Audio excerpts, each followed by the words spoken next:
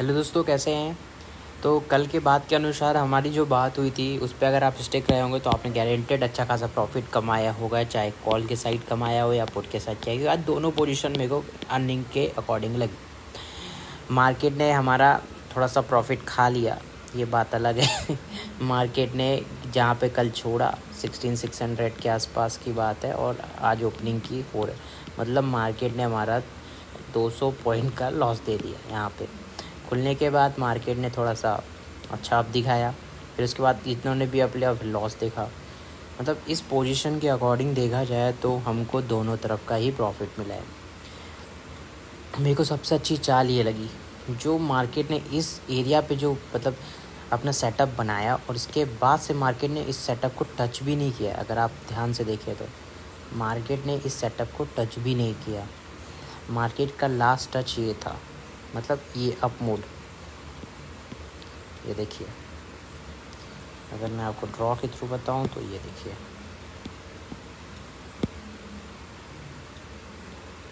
इस पोजीशन के थ्रू ये था। और इस अप में मार्केट का सबसे अच्छी पोजीशन और सबसे लोएस्ट एरिया यही रहा है। और यहाँ से मेरा टारगेट था, मैंने अपना टारगेट जैसे यहीं ले लिया था, मैंने यहाँ पे ले लिया था और 16,300 तक के टारगेट सोचे थे। और मैंने इस टारगेट को अचीव करने के लिए ज़्यादा टाइम भी नहीं लगाया। मेरे को हाफ़ एन आवर मतलब हाफ़ टाइम में मेरे को मेरा टारगेट मिल गया। उसके बाद से मार्केट में मैंने फिर एक प्रॉपर गेम खेलने की कोशिश किया। मैंने 2 ट्रेड ले ली और यहाँ थोड़ा सा मैं फंस भी गया था, क्योंकि यहाँ मार्केट ने जो अप मूव लिया ना, ये मेरे लिए थोड़ा सा अनप्रेडिक्टेबल हो गया।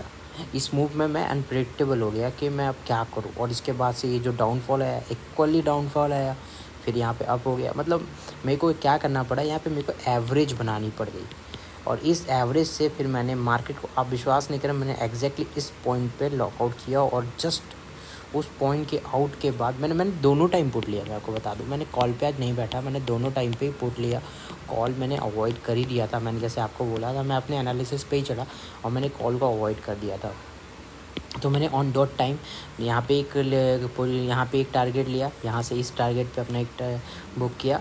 और फिर उसके बाद फिर मैंने एक पोजीशन बनाने की कोशिश की। यहाँ पे जब मेरे को मिला, मेरे को लगा कि अब अचीव हो जाए शायद। लेकिन ये जो बम्पर लाइंस जो मेरे को मिली, ये जो अब मूव मिले, मतलब मेरे को लगा कि मार्केट अब वो कनेक्शन नहीं बना पाएगा जो एक 16,300 तक पहुंचा पाए।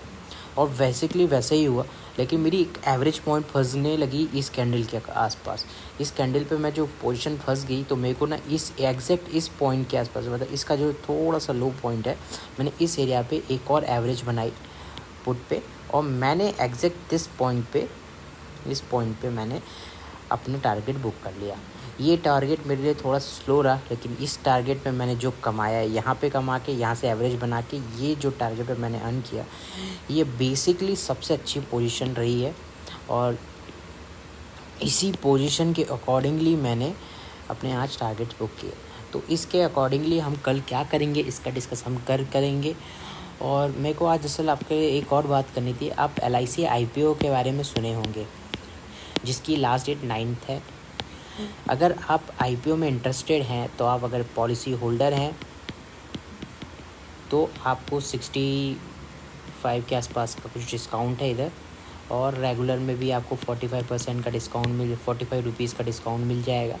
और अगर आप पॉलिसी बेचते हैं तो वो तो अलग ही बात है, तो वैसा नहीं है। और अगर आप नहीं लेना चाहते तो अभी मार्केट की जो पोजीशन है, इस बेसिस में LIC IPO आएगा भी। और मार्केट LIC उतना पावरफुल रह नहीं गया देखा जाए तो। भले उसकी स्टेक 68% है मार्केट में, लेकिन इसके बावजूद भी आजकल लोग LIC को, पर्सनल मैं बता रहा हूँ, मैंने काफ़ी ऐसे लोगों को टच किया है जो LIC में इतना इंटरेस्टेड नहीं रहते। उन्होंने अपनी पॉलिसी तुड़वा के म्यूचुअल फंड्स और इन सब में शेयर्स किए हैं। तो आप LIC के अगर IPO आ जाने के बाद भी इन्वेस्ट करना चाहते हैं तो वो भी एक अच्छा ऑप्शन है। ज़रूरी नहीं कि आप IPO में लगाएं। और IPO में आपको ज़्यादा नहीं पड़ेगा। अगर आप 15 क्वांटिटी लेते हैं तो अगर LIC होल्डर है तो आपको 13,000 कुछ रुपये ही लगेंगे। और अगर आप रेगुलर कस्टमर है तो आपको 45 के हिसाब से 14 या 15,000 के आसपास में आपको 15 क्वांटिटी मिल जाएगी। तो इस चीज़ के लिए आपको ज़्यादा प्रेशर नहीं होना पड़ेगा और ये चीज़ आपको ग्रो में ईज़िली देखने को मिल जाती है एंड अप स्टॉक में आप ईज़िली दे सकते हैं। और अभी तक देखा जाए तो मार्केट के जो बड़े बड़े लीडर हैं उन्होंने LIC में इन्वेस्ट किया हुआ है, तो इसके अकॉर्डिंगली आप भी चाहते हैं इन्वेस्ट करना तो 9 तक आप अप्लाई कर सकते हैं। और मैं इसके कट ऑफ प्राइस पे आप लेंगे तो आई थिंक आपको पॉलिसी मिल सकती है, तो इस चीज़ के लिए आप ट्राई ज़रूर कर सकते हैं। जैसे कि यहाँ पे मैं LIC IPO के बारे में बता देता हूँ। तो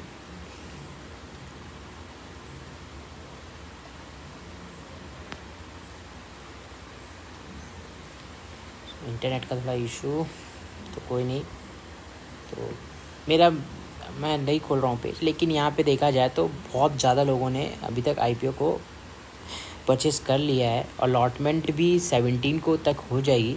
17 को अलॉटमेंट आई थिंक 17 या 15 के आसपास की अलॉटमेंट है और 17 को आई थिंक मार्केट पे आ जाएगा शेयर, उसके बाद पता चल जाएगा। और अगर ये IPO मार्केट में आके अच्छा खासा करती है तो हमको मार्केट में भी अच्छी खासी पोजीशन देखने को मिल सकती है। और अभी के टाइम में सबसे बेस्ट पॉलिसी मैं आपको बता दूं कौन से आप शेयर ले सकते हैं। मैं आपको HDFC के शेयर को रिकमेंडेड करना चाहता हूँ। आप HDFC के शेयर को ले सकते हैं। ये अभी 1326 के आसपास की शेयर है। अगर आप इसको ले सकते हैं तो आप इसको ज़रूर लीजिए, और इसमें लॉन्ग टर्म के लिए इन्वेस्टमेंट करने बोल रहा हूँ। और LIC भी आपको लॉन्ग टर्म ही करनी पड़ेगी, इसलिए LIC अगर आप भी नहीं लेना चाहते हैं और आप अगर चाहते हैं कि आप शेयर में इन्वेस्ट करें तो ज़्यादा बेटर रहेगा। तो और इसके बाद एक और IPO आने वाला है, वो है डिलीवरी। इसके बारे में मैं एक ब्रीफ इंट्रोडक्शन देने वाला हूँ। ये इसके लिए प्लीज़ आप रेडी रहिएगा। ये एक बहुत ही तगड़ा मतलब कॉम्पिटिटर बन जाएगा ये डिलीवरी एरिया में, क्योंकि ये होल्ड ऑफ द स्टेक बन रहा है। इसने हाल ही में फेडेक्स को के सारे होल्ड टेक ओवर लिए हैं। फेडेक्स ने इंडिया छोड़ दिया है, इसलिए डिलीवरी के थ्रू से हुआ। कई ऐसे डिलीवरीज़ हैं जो अभी हाल ही में ही डिलीवरी कोरियर में मर्ज हुई है, तो इस बेसिस में डिलीवरी एक पावरफुल इम्पैक्ट प्रोवाइड करता है। तो मैं इसके ऊपर मैं एक ब्रीफ वीडियो बनाऊंगा। Thank you so much guys, मैंने आज आपको ब्रीफ देने के लिए बनाया था कि इस मार्केट में कैसा क्या रहा। और according to the today analysis, हमारा एनालिसिस बिल्कुल करेक्ट हुआ है। तो इस बेसिस में देखा जाए तो अगर कभी कभार गलत भी हो तो वो पोजीशन अभी मार्केट दे नहीं रही कि हमारे एनालिसिस गलत हो। तो गैप डाउन में जो मेरे से बात हुई थी पुट पे हमें बैठना है, तो पुट पे हम रहे, स्टिक किए, हमें हमारा टारगेट मिला। अगर आपने यहाँ नहीं लिया तो आपने यहाँ पे ज़रूर अपने टारगेट लिए होंगे, या यहाँ नहीं लिया यहाँ पे लिए होंगे।